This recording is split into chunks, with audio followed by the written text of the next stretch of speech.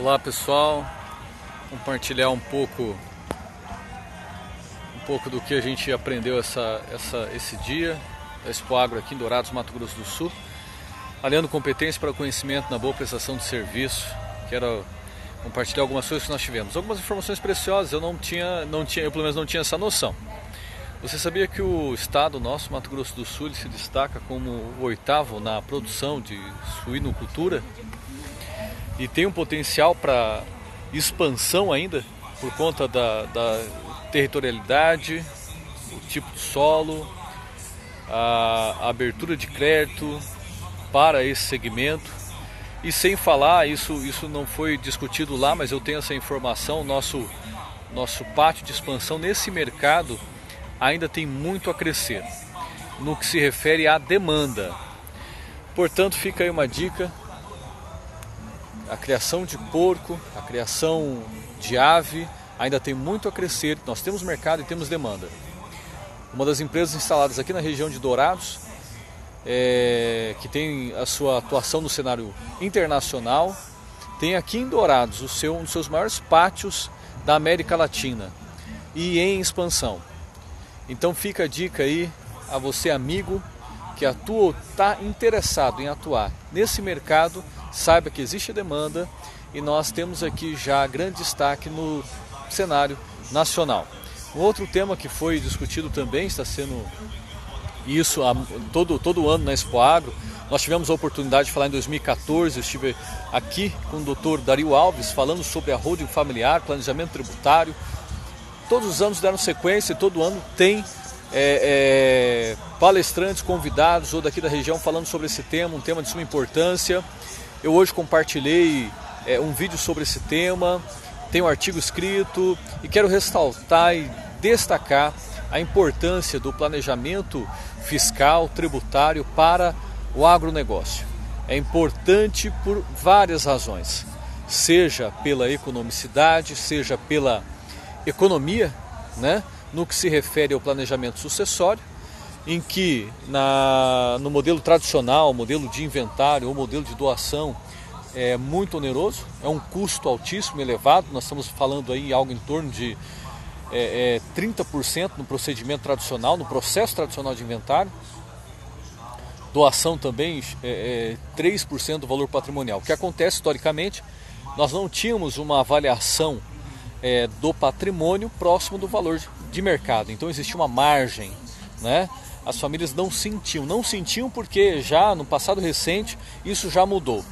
Não sentiu, então você tinha um patrimônio, explicando melhor isso, você tinha um patrimônio de 8 dígitos e na avaliação, quando do cálculo dos impostos, você pagava sobre 6, 7 dígitos, ou seja, o valor da avaliação era muito pequeno, era ínfimo, era mínimo.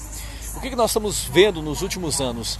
Por conta de crise econômica, redução dos repasses da União para os municípios e efetivamente para o Estado, os municípios têm se voltado para o seu território e atualizado o valor da terra nua, seja para o IPTU, e nós temos visto agora recentemente o chamado convênio do município com a Receita Federal para obter 100% da arrecadação do ITR. É uma via de mão dupla para obter 100% da arrecadação do ITR. O ITR, para quem não, só trazendo destaque, o imposto tributário, territorial rural. Tá uma música de fundo aqui, me atrapalhou um pouco. O ITR, o imposto territorial rural, devido ao produtor.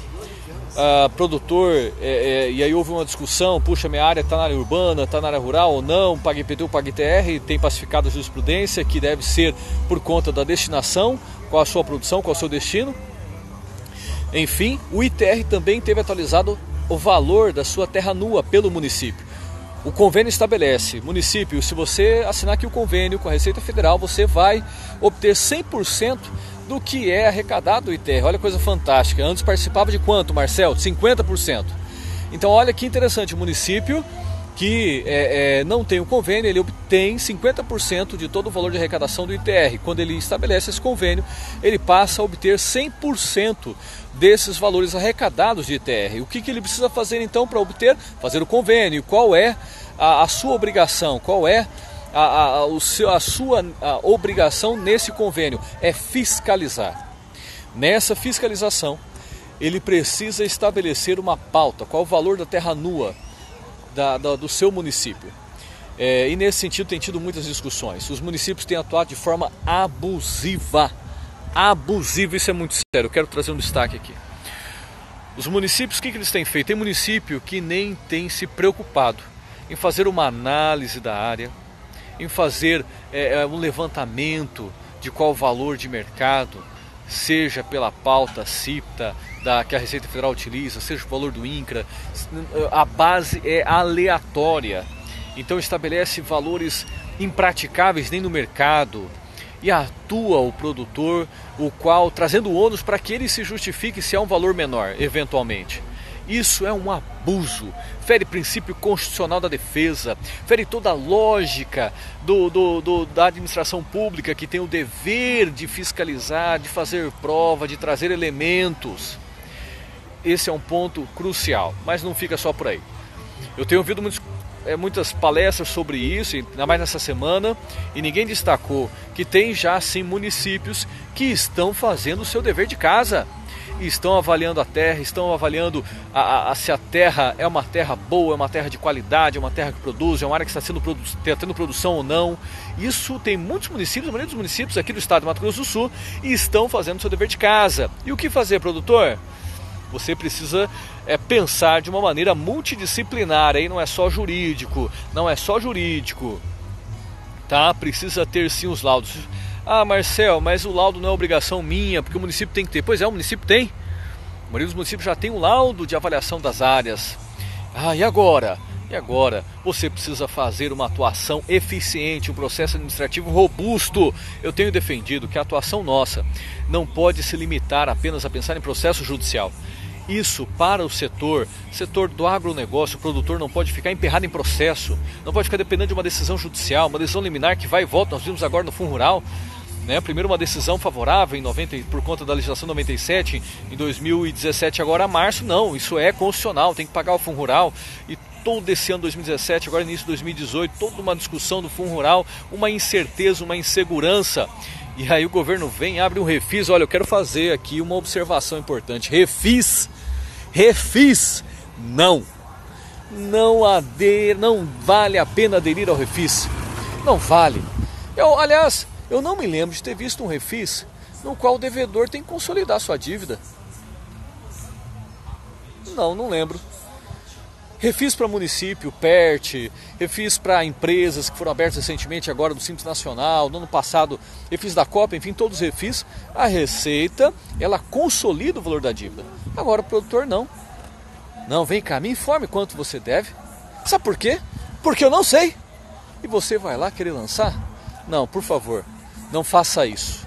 A minha orientação é que você não faça isso. Não deve fazer isso, tá bem? Fica aqui a dica. Claro, cabe uma análise e tudo mais, enfim, tem casos que teve liminar, depois voltou a liminar, eu vou ficar devendo isso mesmo. Eu tenho dito que isso vai sofrer uma atuação.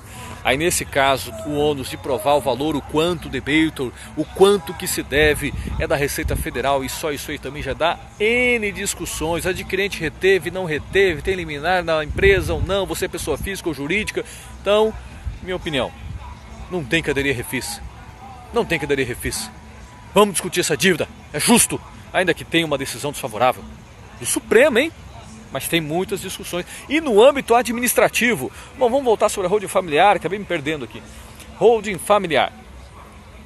É um tema de suma importância, estamos falando de planejamento tributário, planejamento sucessório. É um tema fascinante, vale a pena aprofundar a discussão, viu?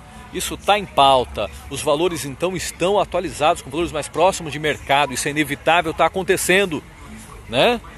Tem que estabelecer parâmetros mais justos, precisa sim, mas é fato que agora o procedimento de sucessão está cada vez mais traumático, seja pela ruptura do patrimônio, era um patrimônio único, agora você tem um patrimônio dividido depois do processo de inventário. Quando que você estabelece uma holding com essa finalidade de administração de bens próprios, você tem um patrimônio unificado que não se divide, que não se partilha. O patrimônio continua unificado. Questão da proteção, eu ouvi dizer também durante essa semana, palestra, inexiste blindagem patrimonial, inexiste proteção ao patrimônio. Será?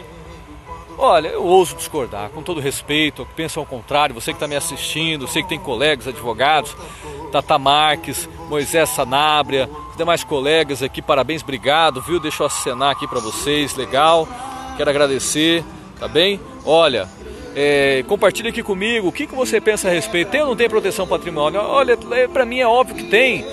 Você pega o seu patrimônio livre e desembaraçado, tá bom? Livre e desembaraçado, constitui numa holding familiar com objetivo específico de administração de bens próprios, tá? Ou seja, uma atividade sem risco, E eu, pessoa física, eu continuo com os meus negócios, eu constitui minha holding, estou com meu patrimônio lá e eu continuo com a minha atuação como advogado, em outros segmentos, como empresário, enfim. E lá, como empresário, eu constituo uma empresa limitada, uma empresa com capital social que responde pelos seus atos, e ali eu sofro um processo de execução, processo trabalhista. Aí vem me dizer que não tem proteção, que o meu patrimônio na holding, o patrimônio da holding vai responder a essa dívida? Me desculpe, eu ouso discordar. Holding familiar protege patrimônio sim, até porque só não protege quando você constitui para fraude, quando é de origem lícita, como nós vimos aí na Operação Lava Jato, ficou famosa a holding familiar, né? Quantos aí deputados, senadores, né, estão ainda presos, que fiquem lá, todo respeito. Mas o que acontece? É fato, a origem lá foi ilícita, dinheiro de corrupção, constituíram a holding com dinheiro de crime. Então é óbvio que ela foi desconstituída. E avançaram no patrimônio da holding, porque foi uma holding constituída com dinheiro de origem ilícita. Agora, se você tem patrimônio de origem lícita e constitui uma holding familiar, você tem proteção sim! Tem que obedecer a determinação, procedimento legal. Isso que é fato, por isso você precisa de um advogado. Isso é de reserva de um corpo multidisciplinar. Se alguém lhe oferecer isso, dizendo, olha, isso aqui é só contábil, ou olha, isso aqui é só jurídico, ou olha, isso aqui é só administrativo, tenha cuidado, viu? Tenha cuidado, tá? Não estou falando só porque eu sou advogado, você é só de advogado, não. É um corpo multidisciplinar, a família tem que se entender e se enganjar nisso. Uma outra questão, Marcel, você, o que você acha? Isso aí vai trazer, eu vou ter que envolver toda a família nisso? Cara, é óbvio, isso é necessário, é importante. Isso traz transparência. Nós temos um índice alarmante no Brasil, isso pelo IBGE, que mais de 90% dos negócios familiares do Brasil, e são negócios familiares, a maioria dos negócios no Brasil são negócios familiares, não consegue haver a transmissão. 30% apenas mantém a primeira geração e menos de 3% para a segunda geração. Isso significa um modelo traumático. Tá? E a gente precisa repensar isso. Tem que haver sim transparência, tem que haver participação dos familiares, tem que haver uma transmissão saudável do negócio da família. Aliás, quando você pensa em negócio, você tem que pensar no negócio para a sua posteridade. Isso é óbvio, ninguém pensa. Eu sou pai de Matheus e a Manu, 2 crianças, 5 anos, e eu penso, evidentemente, no escritório um dia sendo cuidado por eles. Eu acho que você também. Se você compartilha isso, manda um abraço, deixa aqui, eu quero registrar aqui meu agradecimento. Um beijo para você e obrigado pela sua atenção. Um abraço.